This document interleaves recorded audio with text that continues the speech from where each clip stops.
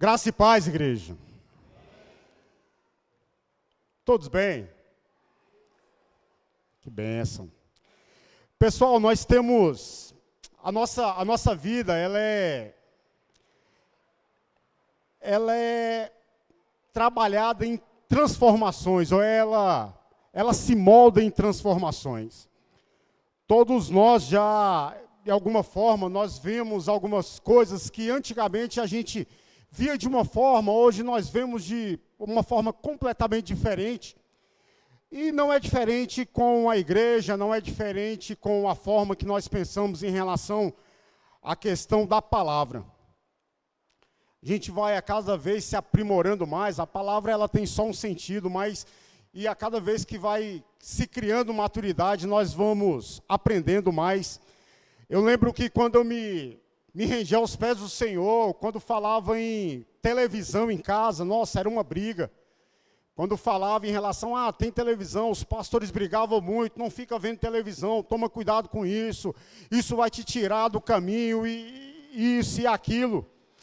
E hoje nós olhamos e a mídia, a internet hoje aí é uma força tremenda em relação ao reino, em relação a pregar, a levar a palavra. Como hoje a igreja, ela trabalha com a mídia nessa questão de internet, na questão de levar a palavra. Então, assim, algumas coisas que eram vistas lá atrás e hoje já é vista de uma forma completamente diferente, né? Nós somos de uma igreja e basicamente toda a nossa formação foi uma igreja tradicional, assembleiana. E quem de nós pensaríamos uma vez que a nossa igreja ia estar assim, pintada de preto as paredes, a igreja da parede preta. Mas fato é que isso é como vem as transformações. Se você for olhar a parte técnica, a parte do áudio e vídeo e tudo, isso é extremamente importante, a forma de como é visto, a forma de como as filmagens é colocada, tudo tem um porquê e nada é feito, não, vamos ver somente por estética, porque vai ficar bonito. Não, tudo tem uma transformação e tudo tem um porquê. E assim, glória a Deus que ficou muito, muito bonito. E como podemos configurar nossa mente e sermos melhores? Como podemos agir melhor? Como podemos, a cada dia, nós sermos melhores naquilo que fazemos, seja no que for, mas como podemos melhorar? Paulo, ele vem nos ensinar a trabalhar com o nosso, agora vocês curtam aí que o nível vai aumentar, nosso mindset. Mindset. E Paulo vai nos ensinar a trabalhar com o nosso mindset. O que é esse mindset? Quer dizer configuração da mente, em uma série de percepções que temos entre si. Estes determinam o nosso comportamento, perspectivas, atitudes. Esse mindset é nada mais, nada menos do que uma configuração da mente. Nós configurarmos ela de uma forma para rodar melhor, como falam aí na área da tecnologia. Vamos trabalhar, vamos colocar aí alguns equipamentos, algumas peças para que o computador, a máquina, ela rode melhor. E esse mindset é isso, é essa configuração, esse renovo.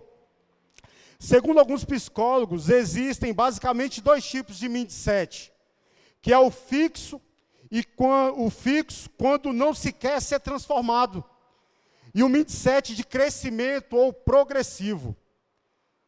Este, pois, é o caminho contrário do primeiro, esse de crescimento, esse progressivo, ele trabalha de forma contrária, esse é que tem que ter todos os dados, todas as informações para trazer transformação nessa configuração de mente.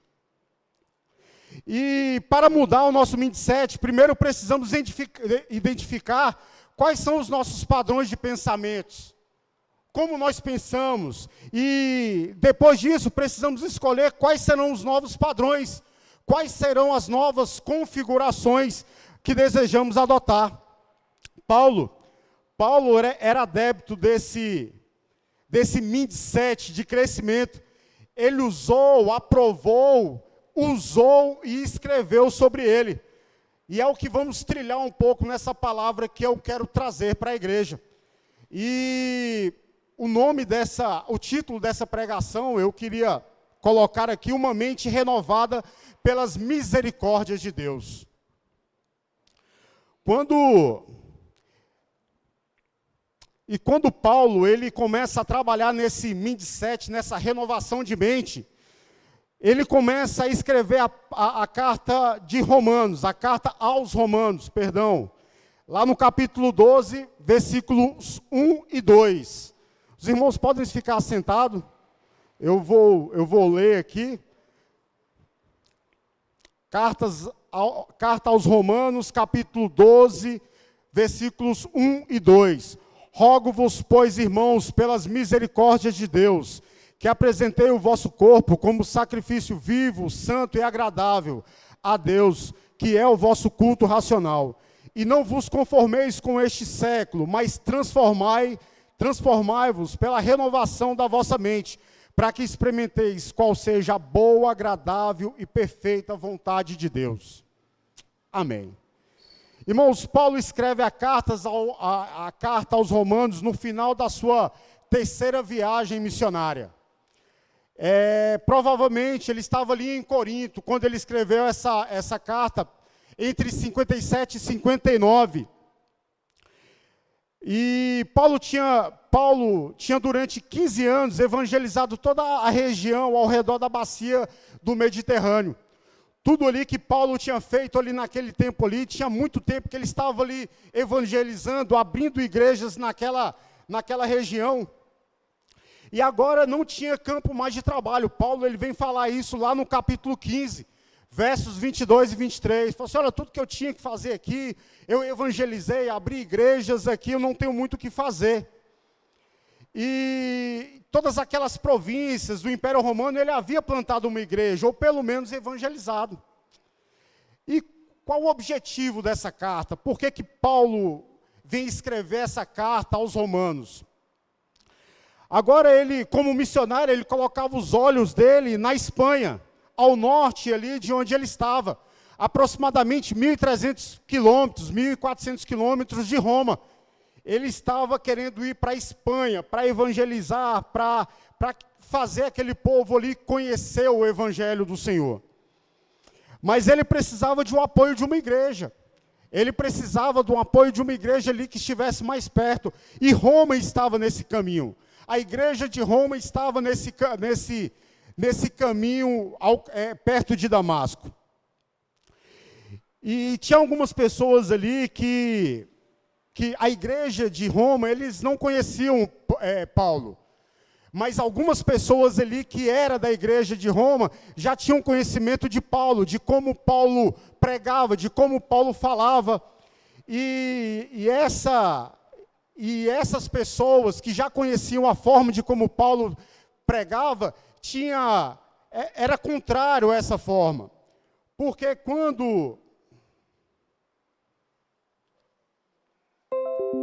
Porque os judeus, mesmo aqueles judeus que eram convertidos ao cristianismo, eles tinham ainda aquela máxima ainda, que o judeu precisava de ter as grandes 3 marcas do judaísmo, que era a circuncisão, as dietas religiosas e a guarda do calendário sagrado, como o sábado, a lua nova, enfim.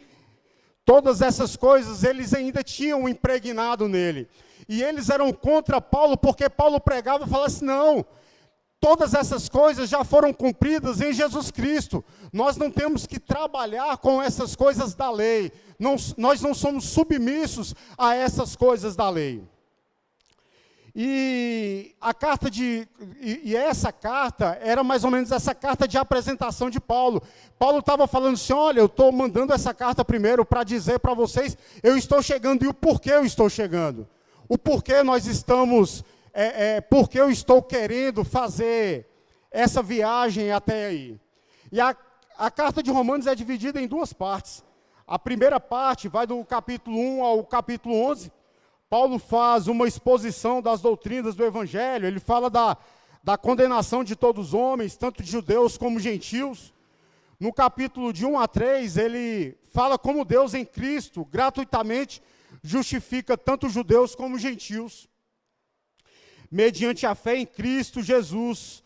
Na metade do capítulo 3 até o capítulo 5, ele fala como unidos a Cristo, judeus e gentios podem viver uma vida de santificação, sendo libertos do poder do pecado e da condenação da lei. No capítulo 6, 7 e 8, ele trata da posição do papel da nação de Israel no plano de Deus. O que é então a posição da nação de Israel, que vai ser dos judeus e da aliança de Deus, que fez os filhos de Abraão, como fica tudo isso. E ele trata no capítulo 9 até o 11. E termina com uma exaltação, falando da maravilha, da profundidade do conhecimento de Deus, exibida neste plano extraordinário, concebido na eternidade e do desenvolvimento da história. E agora chegou o momento que Paulo vai dizer em termos práticos o que isso significa. E exatamente onde nós estamos, no capítulo 12. O versículo 1 e o 2 é a transição da parte mais doutrinária da carta. É aquilo que Paulo, dos capítulos 1 ao 11, ele vem falando, olha, tudo aquilo que eu venho falando lá atrás, vai se cumprir agora, a gente vai ter que trabalhar com essa posição agora. Paulo faz um apelo aos seus leitores e dá duas ordens, com base em tudo aquilo que ele havia dito. O apelo é para que eles, então, à luz de tudo que foi exposto, que eles se ofereçam como sacrifício vivo a Deus.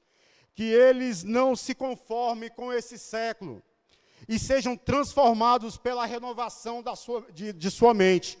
O capítulo 12, vamos ver em primeiro lugar o apelo que está no versículo 1.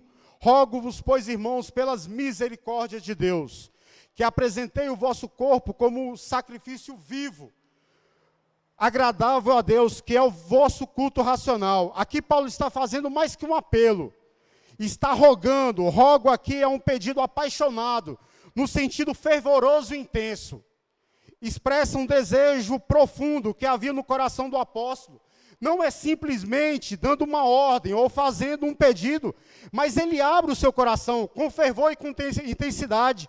Ele suplica aos leitores que façam o que ele vai passar a dizer, que os crentes de Roma ofereçam o corpo deles a Deus como um sacrifício vivo e agradável.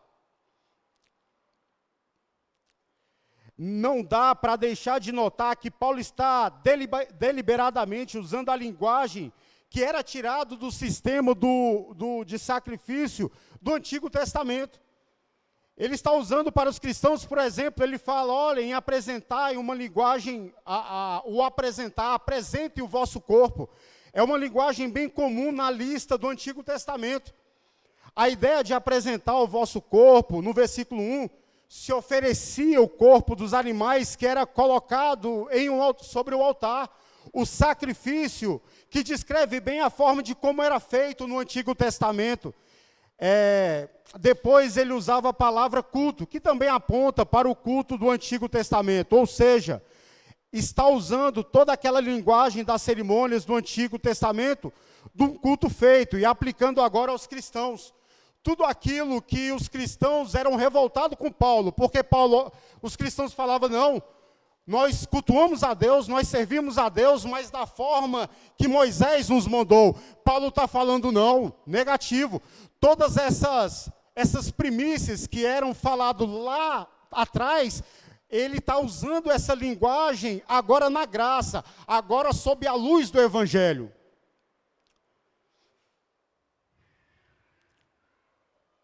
E quando essa linguagem das cerimônias do Antigo Testamento do culto feito, e aplicando agora os cristãos, os animais eram para ser trazidos sem defeitos pelo sacerdote, mortos ali no altar. Depois, algumas partes do animal eram colocadas sobre o altar, eram consumidas totalmente pelo fogo. E aquela fumaça das partes queimadas subia até Deus como um aroma, e era um aroma suave a Deus. Assim era feito o culto no templo do Antigo Testamento. Agora Paulo diz aos crentes: vocês devem apresentar o corpo de vocês a Deus como um sacrifício. A diferença é que eles não oferecem mais sacrifícios externos, mas sim, na linguagem de Paulo, eles são um sacrifício. Em vez de trazer animais, eles tinham que se oferecer a Deus como sacrifício. E Paulo usa o corpo: apresentem o corpo de vocês. O corpo aqui, irmãos, significa a pessoa inteira. Inclui o coração, mente, vontade, consciência, em tudo que nós somos, nossa personalidade, em tudo que nós pensamos, em tudo que nós fazemos, em tudo que nós agimos. Paulo está falando: entregue todo o seu corpo, todo o seu ser ao Senhor, como sacrifício ao Senhor. Como já dissemos, também o verbo apresentar é o mesmo verbo que era usado para o ato do sacerdote trazer diante de Deus um animal ali no altar. Significa uma entrega completa, absoluta. Ou seja, o paralelo é esse: da mesma forma que os animais eram apresentados para serem mortos completamente, consumidos no altar, assim também o cristão deve se entregar a Deus completamente, sem reservas, voluntariamente a essa apresentação. Paulo diz que um sacrifício vivo, porque o cristão não precisa ser sacrificado. Jesus já fez isso por ele. Cristo já experimentou a morte no altar do Calvário, para que os cristãos agora, sem que tenham que fazer a mesma coisa, se ofereçam a Deus como sacrifício. E esse sacrifício é a sua entrega sem reserva, total e absoluta a Deus. Significa viver uma vida numa atitude de entrega, de submissão e de total renúncia, como alguém que está sempre disposto, se necessário for, inclusive dar a sua vida pela glória de Deus. E por isso que é chamado sacrifício vivo. É isso que o cristão é. O cristão é um sacrifício vivo, ou seja, a vida dele é sempre no altar de Deus. Ele está disposto, se necessário for, a se deixar consumir inteiramente para a glória de Deus. As circunstâncias assim o exigem. É nesse sentido que um sacrifício vivo, santo, porque uma vez santificados pelo sangue de Jesus, purificados pelo sangue de Jesus, também nós somos igual àquela fumaça, agradável a Deus. Ao nosso sacrifício sobe em um aroma agradável. Agora o ponto aqui que vai fazer toda a diferença. Paulo diz que isso tem que ser feito, como fala lá no começo do versículo, pelas misericórdias de Deus. Observe logo no início do versículo: rogo-vos, pois, irmãos, pelas misericórdias de Deus. Misericórdia é uma demonstração de atitude, de sentimento, de compaixão, simpatia e ajuda por alguém que não merece. Se a pessoa merece, você está simplesmente só dando o que ela tem de direito. Mas a misericórdia tem a ver com a falta de mérito daquela pessoa. Note que Paulo aqui, ele usa no plural, pelas misericórdias de Deus. A melhor interpretação é que Paulo aqui está se referindo aos atos misericordiosos de Deus para conosco, que ele escreveu no capítulo de 1 ao 11.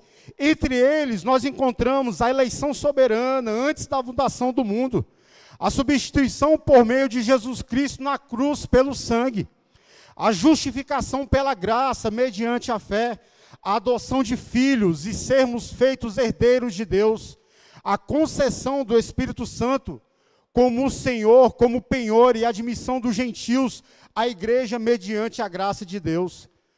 Essas são o fundamento das misericórdias de Deus sobre nós, sobre todos os crentes, sobre todos os servos, sobre toda a igreja.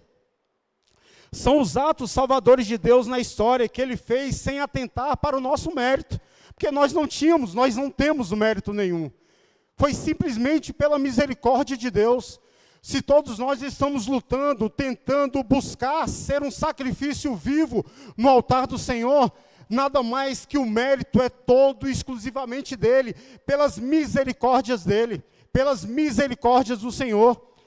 Essas são as misericórdias de Deus. A prova que Paulo está dizendo é a palavra pois. Rogo-vos, pois. O pois aqui remete ao que ele está falando, do capítulo 1 ao capítulo 11. Todas essas misericórdias, toda essa forma que ele está falando, é isso que Paulo está falando, pois. Rogo-vos, pois. Olha o que eu falei lá atrás, tudo isso que nós estamos falando, tudo isso que eu estou ensinando para vocês, é aquilo que anteriormente nós já temos conversado, já temos falado.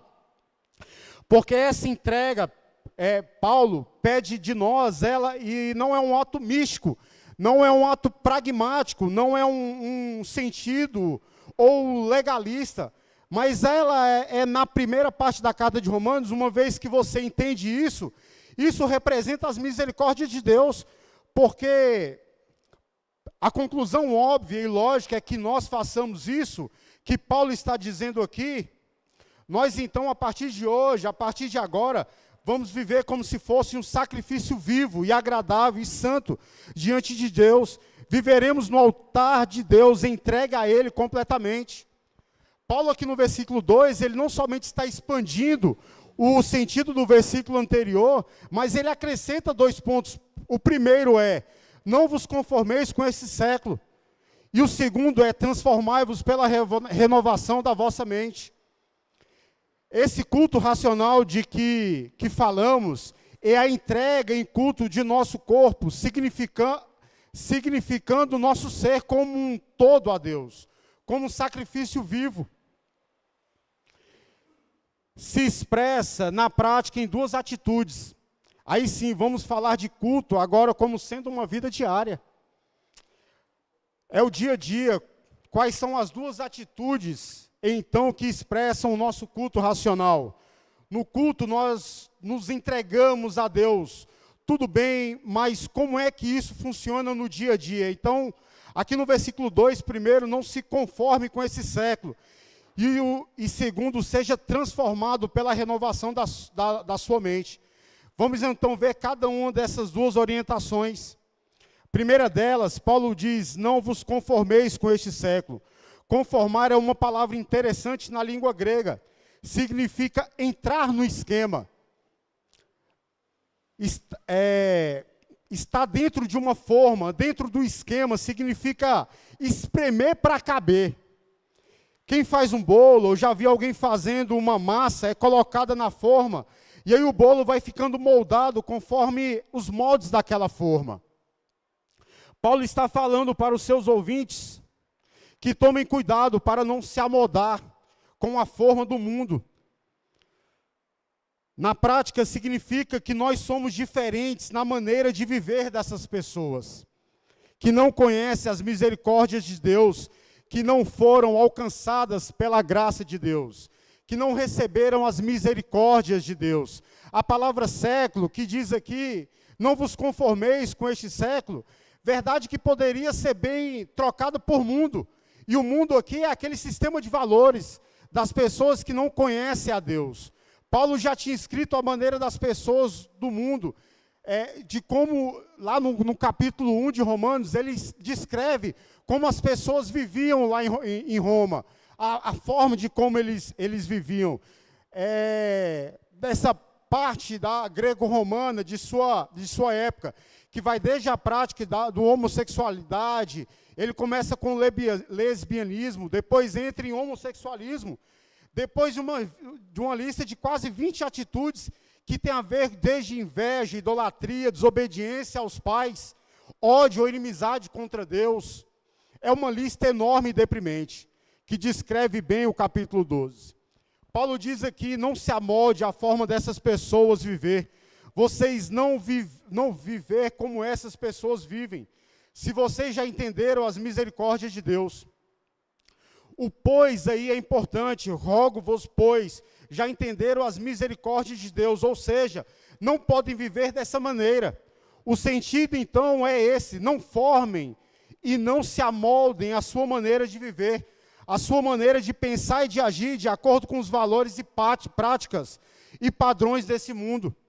Isso na prática significa recusar, fugir, rejeitar, dizer não a todo tipo de comportamento que seja contra a palavra de Deus, que seja contra aquilo que é agradável, vivo, santo para com o nosso Deus. Nós devemos transformar-nos pela renovação da nossa mente.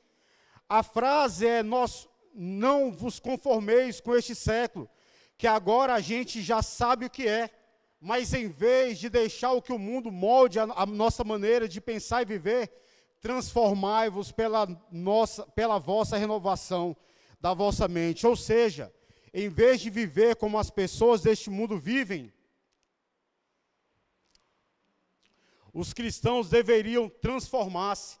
E mais uma vez, estamos diante de uma palavra maravilhosa. A palavra transformar-se aqui na origem é uma palavra que quer dizer metamorfose.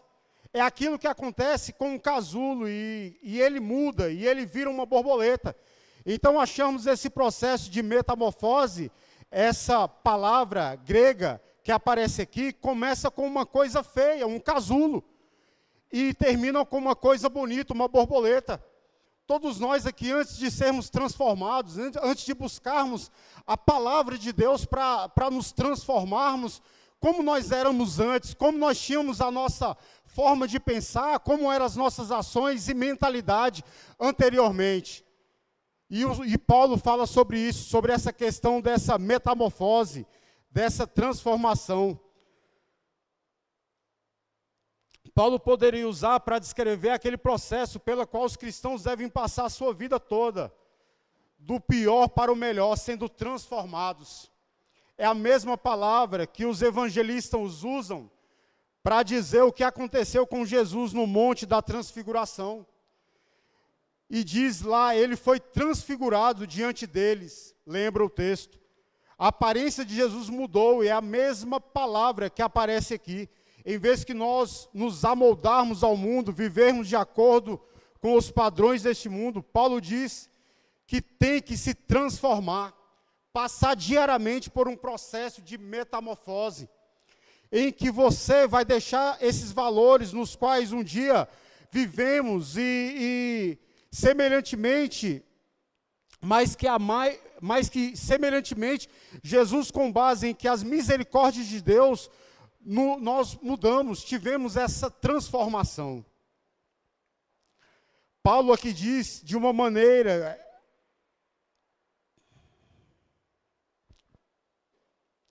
essa mudança, essa transformação constante acontece na nossa vida. Transformai-vos pela renovação da nossa mente. Eis aqui a maneira pelo qual nós passamos por esse processo de mudança diária. É pela renovação da nossa mente.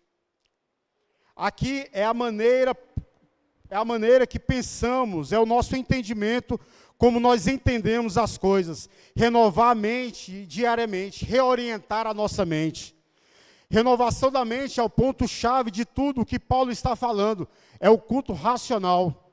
É a renovação da mente. Então seria diariamente nós aliarmos a nossa mente de maneira a pensar a maneira de Deus, pensar através dessa renovação diária da nossa vida. Será transformada. Se nós não nos convencermos que vamos mudar de atitude, não adianta. Uma pessoa que é convencida contra a sua vontade, ela continua tendo a mesma opinião de antes. Ela tem que ser persuadida. Irmãos, as misericórdias de Deus estão impressas no plano da salvação. E digo mais, as misericórdias do Senhor, elas são a tinta do plano de salvação. Uma mente transformada e renovada, com o entendimento das misericórdias do Senhor, será uma mente visionária, que vai estar à frente do seu tempo. Paulo era um rabino judeu, da turma dos fariseus. Ele amava a lei. Tudo que ele fazia era por amor à lei, era por aquilo que ele aprendeu. Mas quando ele entendeu as misericórdias de Deus, o cara se transformou no maior evangelista que esse mundo já viu. O Mindset, como falamos no começo, é feito com sucesso quando entendemos as misericórdias de Deus e reconhecemos que não conseguimos sozinhos. Quando entendemos isso, participamos da boa, agradável e perfeita vontade de Deus em um mundo que joga pesado contra nós. Quando digo nós, somos os forasteiros e peregrinos, como diz a palavra. Somos os representantes de um reino que é presente, mesmo que invisível. O que fazemos para programar nossa mente para as coisas de nossa casa futura? Quais as informações que estamos buscando e recebendo para gerar transformação da nossa mentalidade para poder viver a boa, agradável e perfeita vontade de Deus? A batalha é quase sempre na mente, pela renovação de mente, que o nosso caráter e comportamento se transforma. Essa é uma frase de John Stott. Paulo ele vem falar sobre todas essas questões, sobre renovo de mentalidade, sobre aquilo que precisamos trabalhar todo dia em nossa vida. Essa mentalidade renovada em Cristo, através das misericórdias de Deus, é o fundamento de uma vida sadia, é o fundamento de uma vida saudável espiritualmente. Quando nós aprendemos a saber sabemos reconhecer essas misericórdias de Deus, isso flui melhor. Essa renovação de mente, essa nossa renovação de mente fica mais clara. E como é difícil a batalha do dia a dia. Como é difícil a batalha de trabalharmos e podermos assim nos santificarmos a cada dia, a cada hora, a cada minuto, no nosso trabalho, em casa, no trânsito, como é difícil. Mas quando entendemos essa renovação da mente pelas misericórdias de Deus, isso flui melhor. Isso o trabalho se torna mais fácil. Paulo falou sobre isso. Paulo falou assim, olha, não tem como renovarmos a nossa mente em nós, com o nosso intelecto, com aquilo que nós sabemos, se não for através das misericórdias de Deus. A partir do momento que entendemos que as misericórdias de Deus são é ela que é o fruto, é ela que é a tinta, é o plano da salvação, para que nós entendamos o plano de salvação de Cristo, é as misericórdias do Senhor, que nós podemos ter esse conhecimento do plano de salvação do Senhor, que nós ficamos mais sensíveis a essa voz do Senhor. Precisamos muito de ter esse mindset, essa renovação de mente, para que possamos viver melhor, para que possamos trabalhar melhor, para que o trabalhar não seja um peso, para que o trabalhar não seja algo mandado ou algo com ordens, mas que seja algo do fundo do coração, algo que eu pense, nossa, como eu amo trabalhar no reino, como eu amo fazer isso. E nós só vamos entender isso, irmãos, quando realmente essa configuração de mente estiver bem clara para todos nós. Quando nós não estivermos trabalhando algo assim, meio que no mecânico, algo trabalhando não pelo que fulano ou beltrano falou, não, mas quando nós entendermos de fato o que nós temos que fazer cada um, qual é o papel de cada um de nós, dentro desse escopo do reino de Deus, do trabalhar, desse renovo de mente, nós vamos entender qual é a boa e agradável vontade de Deus. Amém?